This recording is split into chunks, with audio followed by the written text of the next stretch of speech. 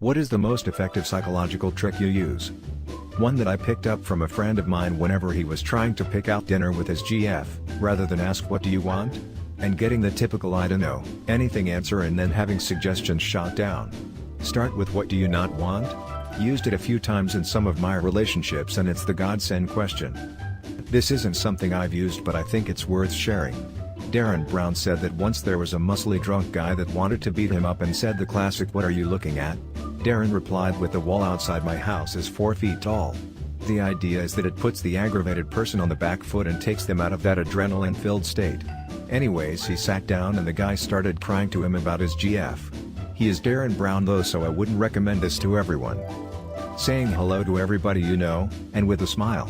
Often people who know each other from when they were in primary school or just from the block when they were young give each other an awkward smile instead of an happy good day. Just imagine. If someone walks into you twice a year and both times you smile and greet them enthusiastically, they will think of you as a nice person. So little effort for a person to find you friendly. I work front desk in a medical office. Patients hate updating their paperwork. I used to say, look through the pages and make any changes. They would groan and reluctantly take the paperwork, or just complain about it. Now I say, all you have to do is make changes. Saying it that way makes them think it's not much to do and they take the clipboard without complaint. It's the little things that make life at my office easier. When you're talking to someone, they will naturally fill silence. It's subconscious. If you want them to keep talking, keep your own mouth shut. This is useful if you're ever in a verbal altercation. Think of my future self. How will my future self feel in an hour or two if I skip my gym session? Will my future self be happy if I do this pile of dishes now, before bed? Or would he prefer to have to do it in the morning, before work? I have a 3-month deadline on this project. Will my future self appreciate my current self taking the first 3 or 4 weeks easy, or will he be really pissed off? Essentially delayed gratification. Pretty much all the bad stuff gives us instant gratification, while all the good stuff has delayed gratification. I always try to remember that if I have to wait to reap the rewards, then it's probably the best option. I'd care if this is an actual thing or not. Or maybe just distractions. But when I do something annoying or bothersome to my husband and he goes quiet, I wait a few minutes and then I ask him a seemingly innocent question, usually on the subject of how certain parts of a car works, or something mechanical. This gets him talking about the car thing and he rambles for like 5 minutes and then bam. He's happy again and not quietly brooding. I'll never tell him I do that because I'm afraid it won't work anymore if he knows about it.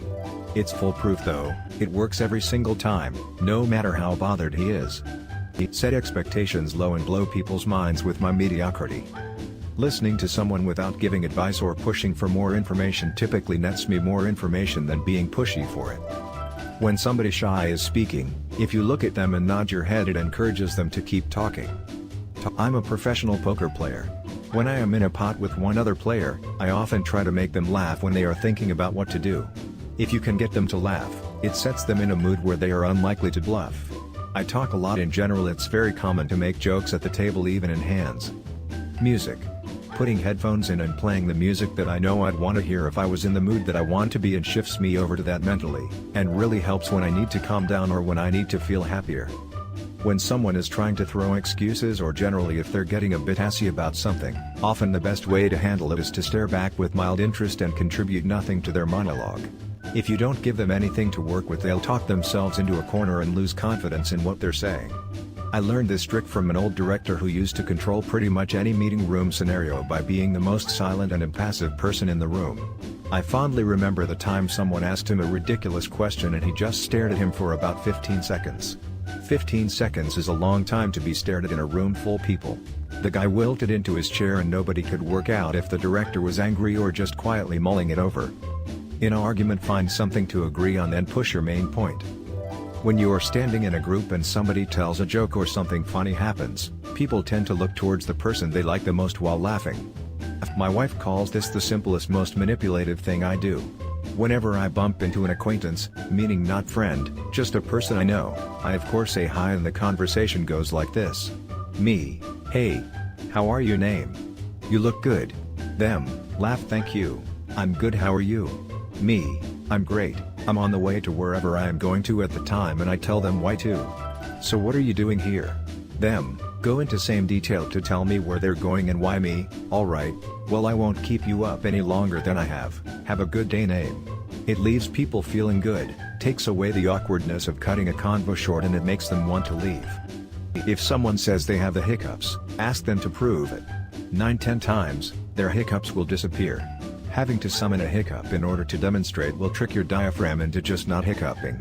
I've been able to twist it around on myself with some success as well, but it takes practice. You realize you have hiccups, then try to hiccup. Actively try to make yourself do another one. It'll stop. If you need to de-escalate someone and get them to communicate asking questions about numbers, personal information, I work in emergency services. If someone is totally distraught and shut down, asking their phone number, address, SSN, birth date can pull them out of the emotional place and bring them back to a headspace where they can talk about what happened more easily. I often ask these questions even after I have the information, just to de-escalate. Anyone here reading through the posts for the sake of using them in the future, but an hour later you forget everything you've just read? I work with a bunch of idiot lawyers and I use the phrase "you're correct" all the time, even if it's one teeny tiny thing they're correct about. It makes them feel smart and they instantly soften. It also keeps them listening because they're hoping more flattery will come down the pike. Evil cackle. Thanking someone for a trade you want from them. Instead of telling a customer you're sorry for their wait, tell them thank you for your patience or understanding. Works wonders. When I ask someone a question and their first response is "what?" I just stare at them for a few seconds, and 99% of the time they answer my question without me having to repeat myself. I think it's just a subconscious reflex people have to ask "what?" instead of answering what you've asked even when they've heard you clearly. My youngest, 4, got into the why phase a little while back. Read an article that said the best way to get them to stop was to ask them "I'm not sure, what do you think?" It is a godsend. They answer their own question, you provide some feedback, "sounds good to me," and they immediately move on. Fucking awesome.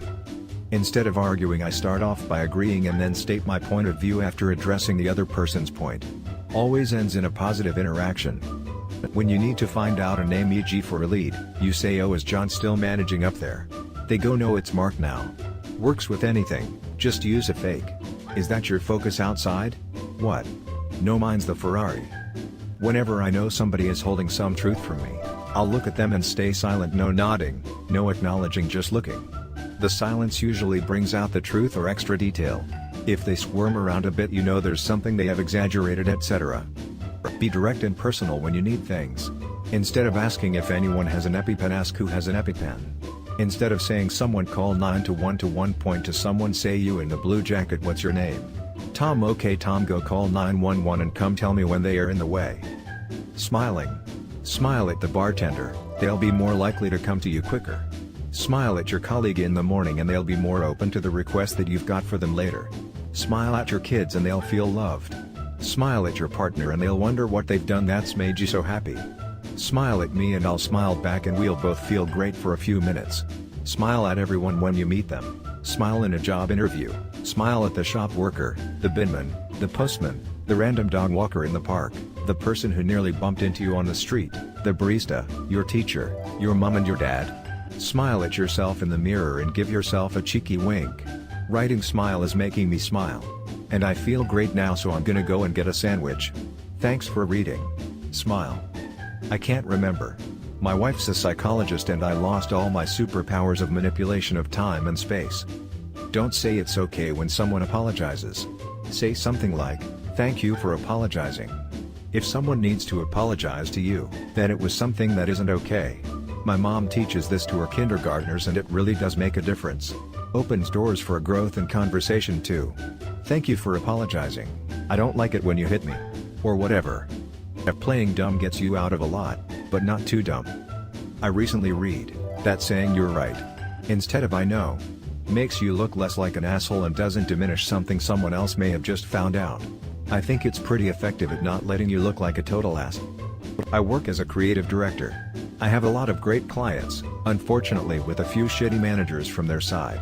They usually go with the mantra of "if it's not my idea, it's not a good idea." I end up, sometimes, telling them about something Google, Tesla, Amazon, Samsung, etc. is doing, and how we could try it. They jump at these ideas. The ideas are actually mine or my team's. Works like a charm. Use this sparingly. Using it as an easy escape is not a good idea. It works, but know when to use it. If you use it all the time, it won't make you look any better. It will also allow people to be promoted who are incapable of doing the job. Pointed out by Rootfoot. Thank you. Good luck everyone. If you hand something to someone, they will take it. It's a lot of fun. I currently manage around 240 people between 6 restaurants.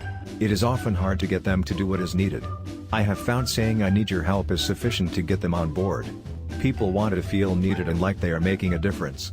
Expressing to them as much makes all the difference in the world. When I'm doing backcountry hiking patrol in a wilderness area, I'm supposed to keep an eye out for people with dogs, which are not allowed. The ranger taught me to ask any dog walkers, "Are you looking for somewhere to walk your dog?" That gives them the chance to pretend they didn't know about the rule.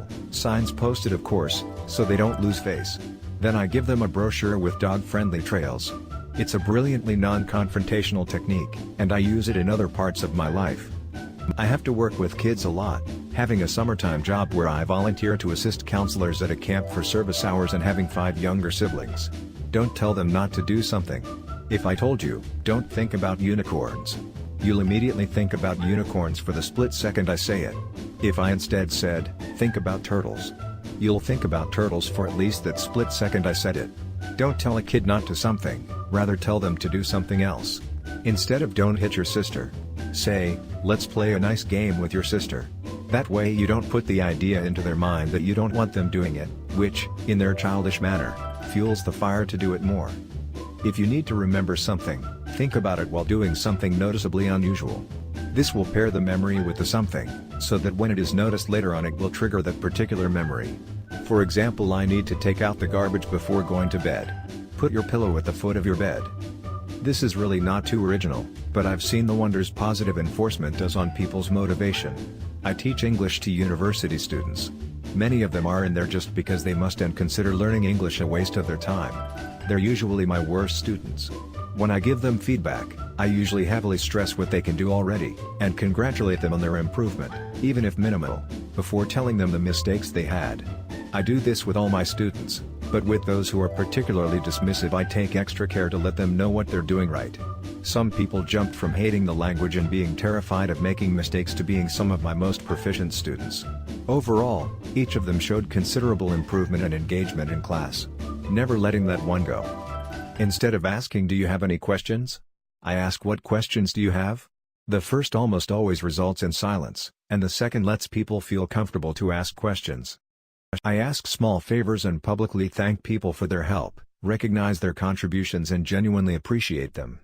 Nobody ever fucking noticed that I also stopped coming in on Fridays about 18 months ago. I pretend to be really bad at lying, so when I do have to lie it is super effective. When someone starts making fun of you, you make fun of yourself in a more clever way. If the person is doing it for attention, it wrestles the attention away from them if you're more funny than they are and gives them negative feedback towards making fun of you going forward. It doesn't always work because some people do it purely for self-enjoyment, but at least it will be clear pretty fast that the person is a piece of shit, which comes with its own social drawbacks. So in the end the person has the choice between getting outdrawn or looking like a bully. Don't apologize. Thank them.